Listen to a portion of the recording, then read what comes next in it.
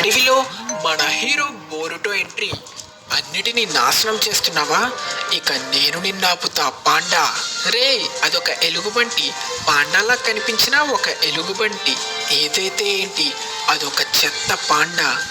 ఇప్పుడు అది ఏదైతే ఏంటి, ముందా ఎలుగు పాండాని మన కొనహామరు సెన్సే వైపు తరమాలి అని మిట్సుకి తన స్నేక్ హ్యాండ్స్తో ఆ బేర్ని ఆపితే, బోరుటో తన క్లోన్స్తో అటాక్ చేయడంతో ఆ బేర్ పరుగు తీస్తుంది. చూసావా ఆ పాండాని ఎలా ఆపానో?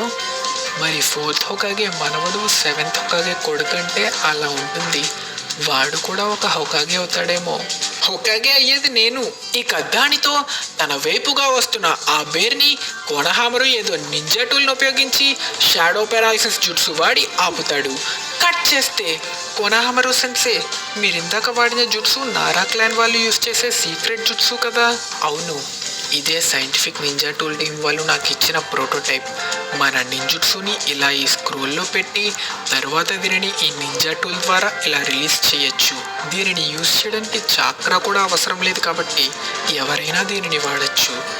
ఇందులో మన చాక్రా వాడం కాబట్టి కొంచెం జాగ్రత్తగా చూసి వాడాలి, లేకపోతే ఇలానే ఒక ఇల్లు ధ్వంసం అవ్వచ్చు. కట్ చేస్తే ఇదే టైంలో లీఫ్ విలేజ్లో హొకాగే అయిన మన నారుటో లైవ్లో అందరికీ స్పీచ్ ఇస్తూనే తన మల్టీ షాడో క్లోన్ జుట్సుతో విలేజ్లో అందరికీ సాయం చేయడం, విలేజ్లో ముఖ్యమైన పనులు చేయడం, విలేజ్లో పనులన్నీ చేస్తూ అందరికీ తన వైపు నుంచి వీలైనంత సాయం చేస్తాడు.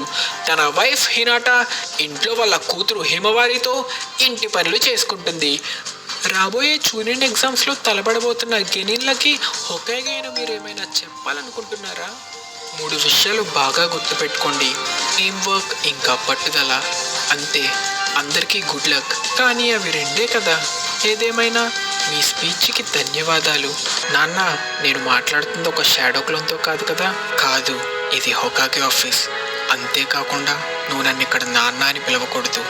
లార్డ్ హొకాగే లేదా లార్డ్ సెవెంత్ అని పిలవాలి. ఇంతకీ మిషన్ సంగతి ఏమైంది? చెప్పడానికి ఏముంది, కావాలంటే నేను ఒక్కడనే పూర్తి చేసేవాడిని. ఒక షినోబీకి ముఖ్యంగా ఉండాల్సింది టీం వర్క్, ఇంకా పట్టుదల. ముగ్గురితో కలిసి ట్రైనింగ్ అవసరం లేకుండానే నేను 3 షాడో క్లోన్స్ యూస్ చేయగలను.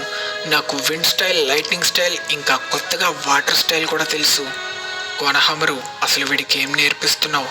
మీకు నా గురించి ఏం తెలియదు కాబట్టి నా సెన్సేని నిందించకండి. మీరు నన్ను ఎప్పుడూ పట్టించుకోవాలని కూడా అనుకోలేదు. ఒక షినోబీకి కావాల్సింది.